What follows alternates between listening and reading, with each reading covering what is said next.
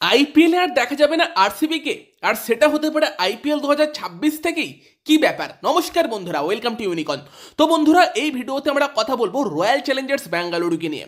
তো RCB ফ্যানেরা RCB নিয়ে update দাও, এটা অনেকেই বলছিলেন। তবে যেহেতু আরসিবি চ্যাম্পিয়ন টিম, ফলে তাদের নিয়ে রিটেনশন আপডেট বা অকশন আপডেট সেরকম বিশাল কিছু নেই। তবে এই সময় যেটা সব থেকে বড় খবর, সেটা হচ্ছে আরসিবি কিন্তু বিক্রি হয়ে যেতে চলেছে। তো আরসিবির যারা ওনার ডিয়াজিও গ্রুপ, তারা কিন্তু আরসিবিকে বিক্রি করে দিচ্ছে। আরসিবির মেন্স এবং ওমেন্স টিমস, মানে আইপিএল এ খেলা রয়্যাল চ্যালেঞ্জার্স ব্যাঙ্গালোরের যে বিরাট কোহলিদের টিম, উল্টো দিকে ডাব্লিউপিএল এ খেলা যে ওমেন্স টিম, সেই দুটো টিমই কিন্তু আরসিবির যে আর কি বর্তমান ওনার্স ডিয়াজিও, তারা কিন্তু বিক্রি করে দিতে চলেছে। এবং সব রকম প্রসেস তারা কিন্তু স্টার্ট করে দিয়েছে, এবং তারা এক্সপেক্ট করছে 2026 সালের মার্চ মাসের আগেই নতুন ওনার্স কিন্তু আরসিবিকে কিনে নেবে।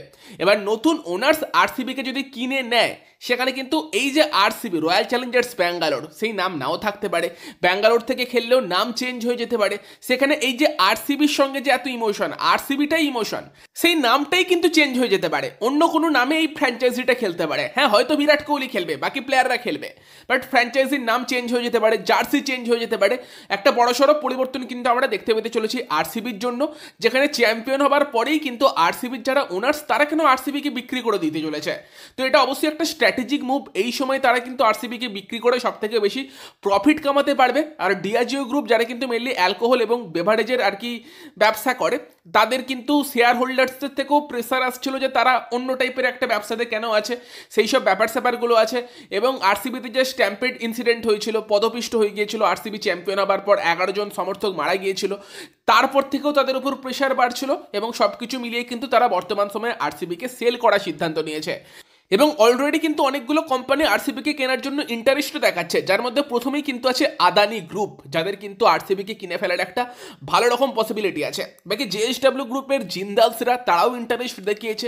সেটা হলে কি বর্তমানে তাদের দিল্লিতে যে আর কি স্টেক আছে, সেখান থেকে সরে দাঁড়াবে যদি পার্থ জিন্দাল কেনে, তবে সেটারও কিন্তু একটা পসিবিলিটি আছে।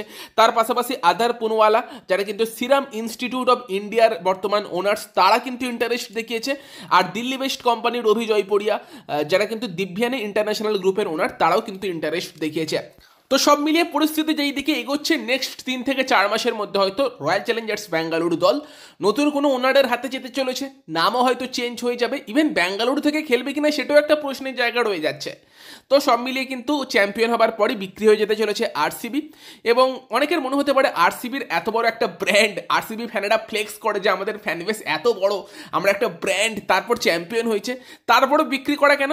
যেটা বললাম ফার্স্টেই, যে দিনের শেষে সবটাই বিজনেস। তবে হোপফুলি যদি আরসিবি নামটা থাকে, আরসিবি ফ্যানেরা হয়তো বেশি খুশি হবে। কারণ রয়্যাল চ্যালেঞ্জার্স ব্যাঙ্গালুরু না রেখেও অন্য কিছু করে দিতে পারে, বাট এই শটে যদি আরসিবি থাকে, সেটা হয়তো ভালো হবে। কারণ আরসিবি সত্যি একটা ব্র্যান্ড, অবশ্যই আইপিএলে। বাকি তোমাদের মতামত জানিও। ভিডিওটা ভালো লাগলে ভিডিওটাকে লাইক করে দিও, শেয়ার করে দিও। আমাদের চ্যানেলে প্রথমবার এলে আমাদের চ্যানেলটিকে সাবস্ক্রাইব করে তার পাশের বেল আইকনটাকে অন করে দিও। তো চলো গাইস, এই ভিডিওতে এই পর্যন্তই। Bye bye.